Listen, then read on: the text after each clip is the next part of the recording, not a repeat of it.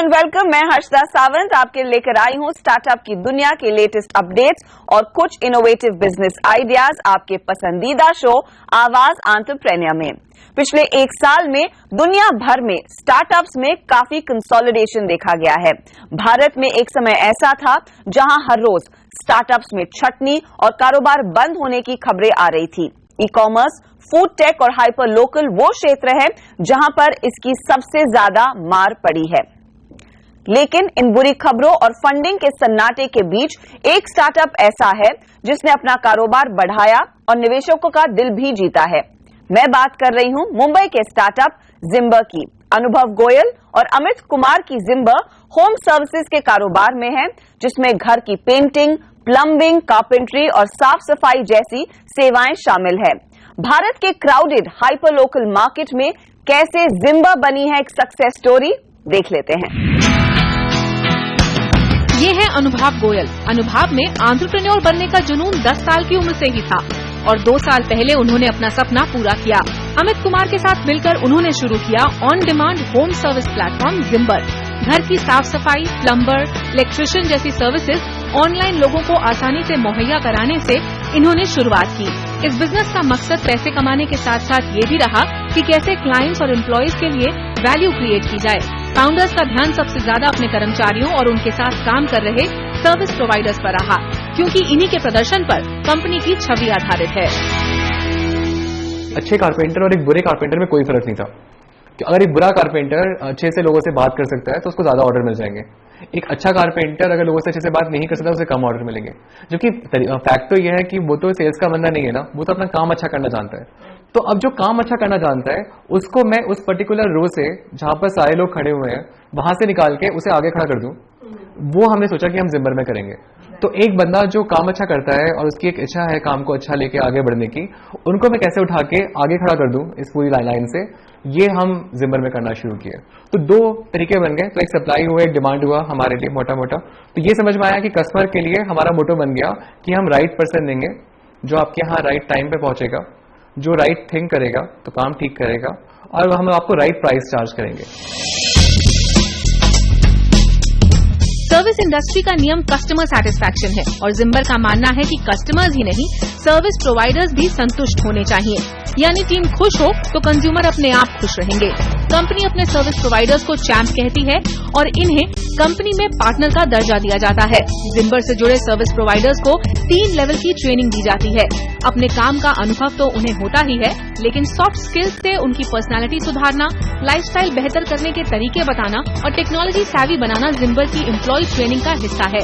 इस ट्रेनिंग का ही कमाल है कि महज 7 से 8 हजार रूपए कमाने वाला प्लम्बर या इलेक्ट्रिशियन आज जिम्बर के साथ जुड़कर 20 से 25 हजार रूपए महीना कमा रहा है।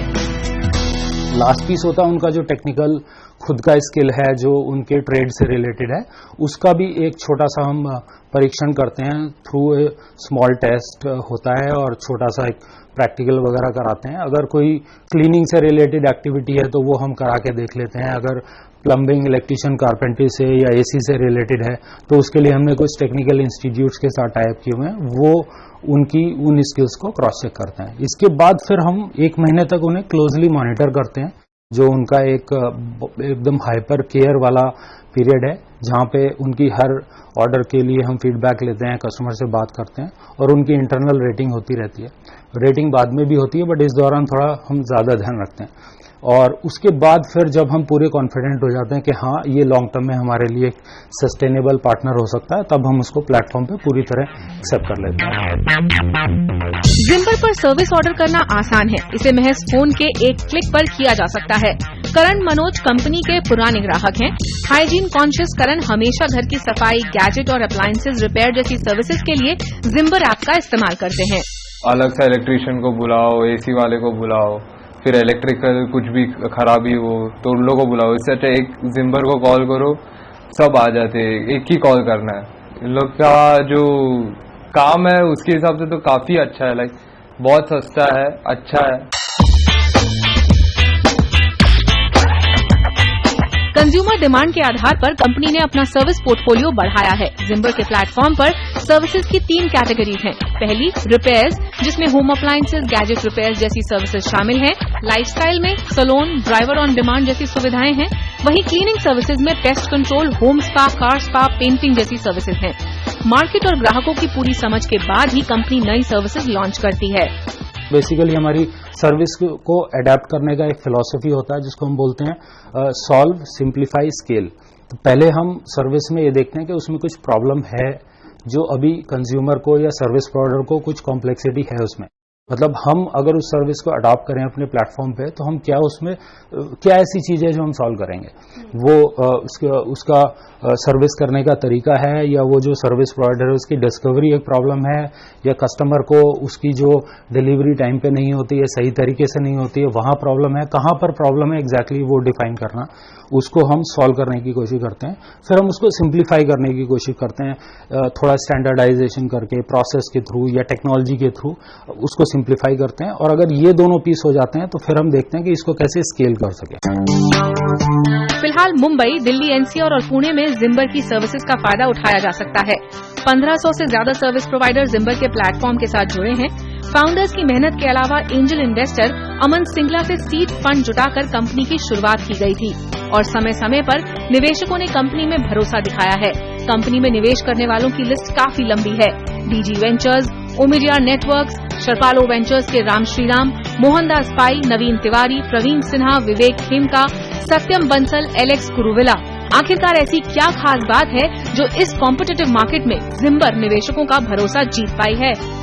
हम एज अ कंपनी जिम्बर शुरू से क्रॉस मार्जिन पर फोकस रहे हैं, तो I make money on each order from day one. I think वो लोगों को काफी पसंद आता है। तो एटलीस्ट अगर मैं इन्वेस्टमेंट जनरेट भी कर रहा हूँ तो मैं अपनी ग्रोथ के लिए जनरेट कर रहा हूँ, एंड वो लोगों को बहुत पसंद आता है। तो जब हम शुरू किए थे तो अपनी सीड कैपिटल लेके ही शुरू किए थे। पिछले कुछ साल में हाइपर लोकल सर्विसेज में 103 स्टार्टअप्स मार्केट में उतरे हैं और इस सेक्टर को लेकर निवेशक भी काफी बुलिश हैं। अब तक 10 स्टार्टअप्स को वीसीज और एंजल्स ने सपोर्ट किया है। जिम्बर को फिलहाल टास्कबॉक्स, डोरमिन, अर्बन क्लैप, अर्बन प्रो, लोकलॉय जैसे प्लेयर्स से टक्कर मिल रही है और ऐसे माहौल में नए कंज्यूमर्स को जोड़ने के साथ पुराने ग्राहकों को जोड़े रखना फाउंडर्स के लिए बड़ा चैलेंज है। कंपनी रोजाना 1000 से 1500 ऑर्डर सर्विस कर रही है। इस भीड़ में 2 कदम आगे रहने के लिए कंपनी का रोड मैप क्लियर है, टेक्नोलॉजी पर पकड़ बनाना और सही कीमत पर सर्विस मुहैया कराना। लेकिन मार्केट में टिकता वही है जो लंबे समय तक चलने के साथ साथ प्रॉफिटेबल होने की दिशा में आगे बढ़ता है। जिम्बर इस राह पर तेजी से आगे निकल रहा है। जिम्बर 2017 तक प्रॉफिटेबल बनने के लक्ष्य पर काम कर रहा है। इसी के साथ वक्त हो रहा है एक छोटे ब्रेक का। आगे देखिए स्टार्टअप जगत की एक्सपर्ट पॉइनी भट्ट से खास बातचीत।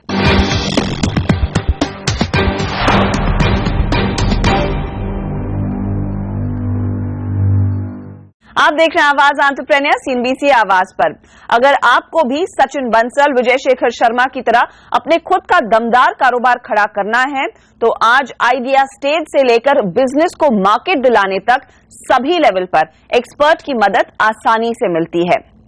और आईआईटी बॉम्बे का साइन यानी कि society for innovation and entrepreneurship cell entrepreneurship को प्रमोट करने का काम कर रहा है। मेरी सहयोगी कल्पना पारकर ने बात की साइन की सीओओ पॉइनी भट्ट से। 2004 में आपने साइन की शुरुआत की थी, किस विजन से इसकी शुरुआत हुई थी और आज अगर आप देखेंगे तो क्या वो विजन किसी हद तक पूरा होता हुआ आपको दिखाई दे रहा है? देखिए, जब हमने 2004 में इंक्यूबेशन सेंटर शुरू किया था तब startup environment in India it was not very very mature.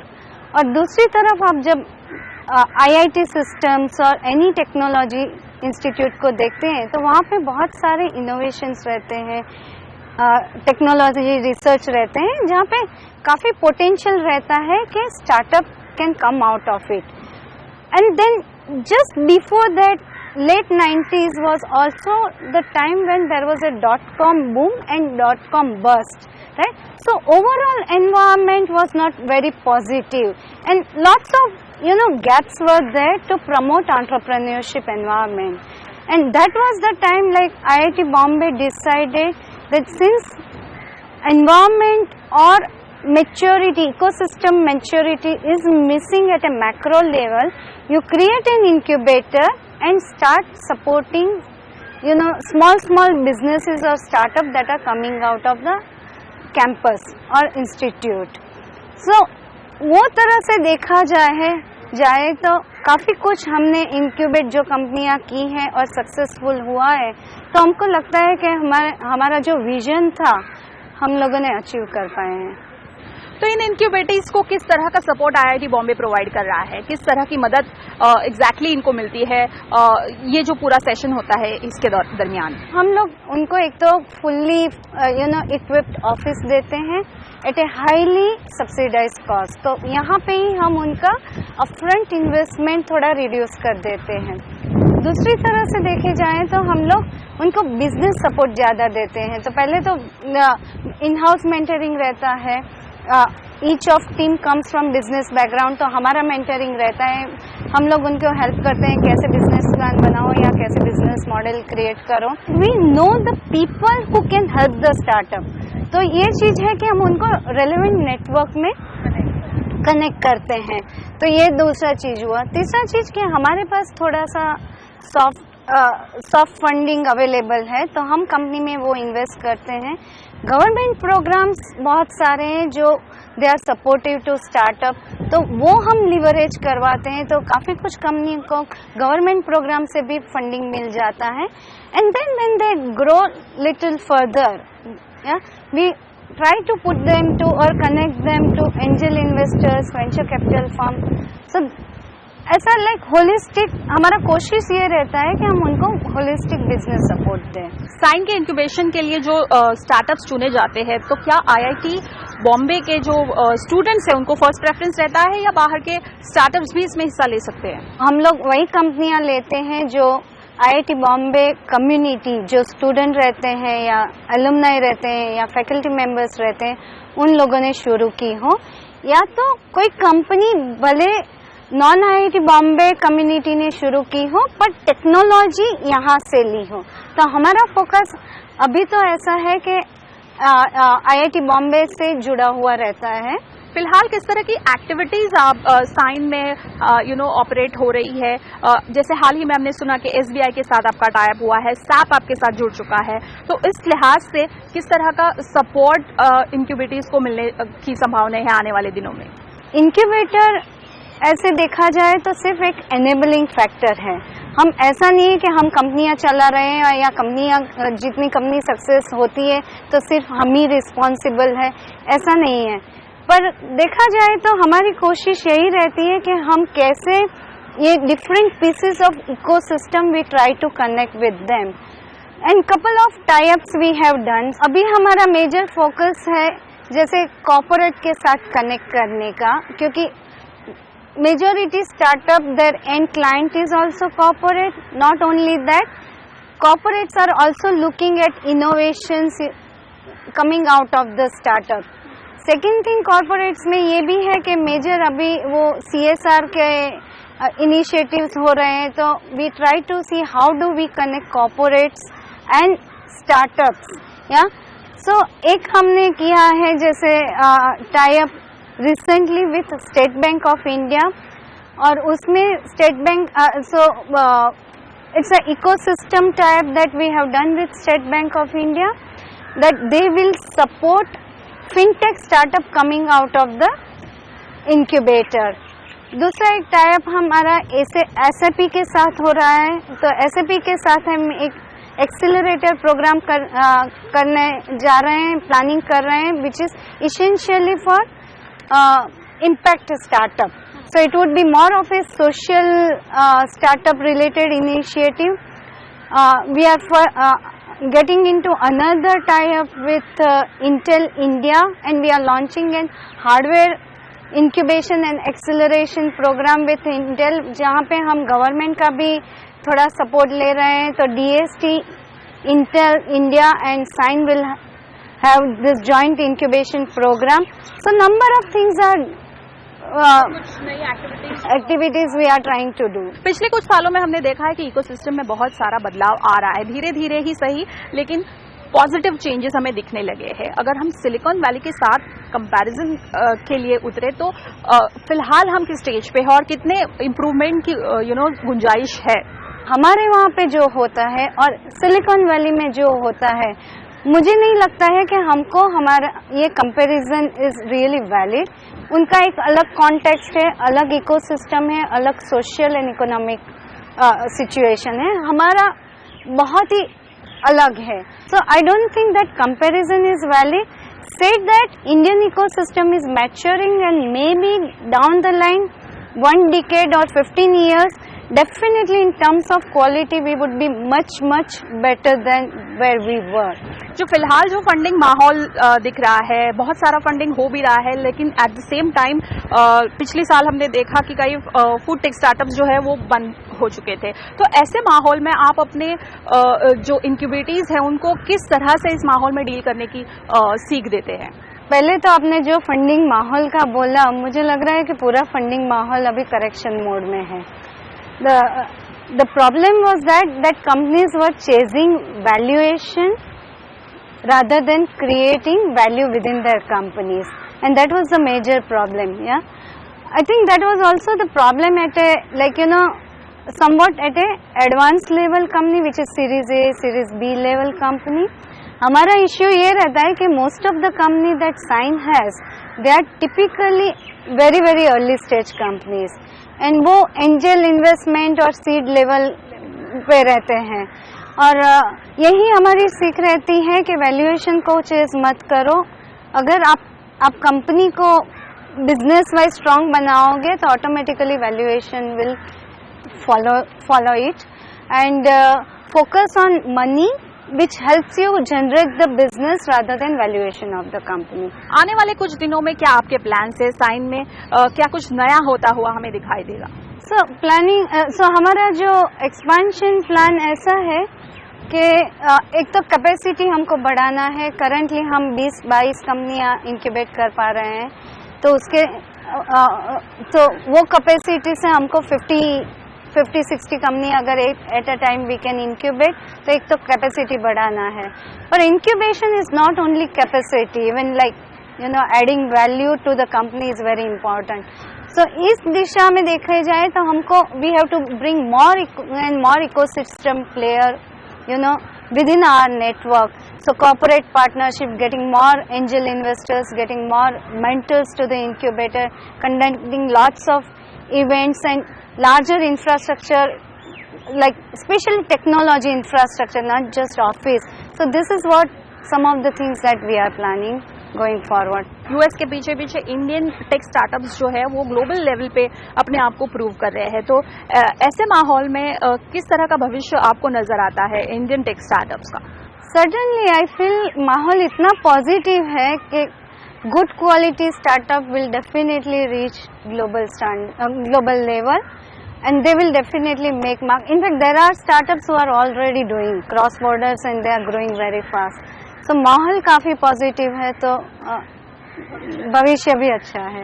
काफी सारा जो सपोर्ट सिस्टम है वो बन चुकी है और टेक स्टार्टअप्स को कई सारा बूस्ट पूरी इंडस्ट्री की ओर से मिल रहा है। तो ऐसे में क्या वो खास टिप्स आप देना चाहेंगे एक सस्टेनेबल बिजनेस बनाने के लिए? तो मेरा टिप्स तो यही रहेगा कि अगर स्टार्ट करना है तो कुछ फंडामेंटली ओरिजिनल थिंकिंग करो और क्वालिटी कंपनी बनाओ। The current pattern that I see is that something is happening in the US that got funded in the US, तो उसका एक क्लोन इधर बन जाता है, that gets funded here, and then there are multiple clones coming out of it. तो ऐसे जो ट्रेंड है उसको अवॉइड करो, ज़्यादा फोकस करो कहीं ओरिजिनल करने का, ज़्यादा फोकस करो what are the pain points, कहाँ पे गैप है और वो एड्रेस करने का, rather than doing me too startup. Thank you हमसे वक्त निकालकर बात करने के लिए और पूरे इंसाइट के लिए बहुत बहुत शुक्रिया। यहाँ लेंगे एक छोटा ब्रेक, आगे एक नजर स्टार्टअप जगत की बड़ी खबरों पर।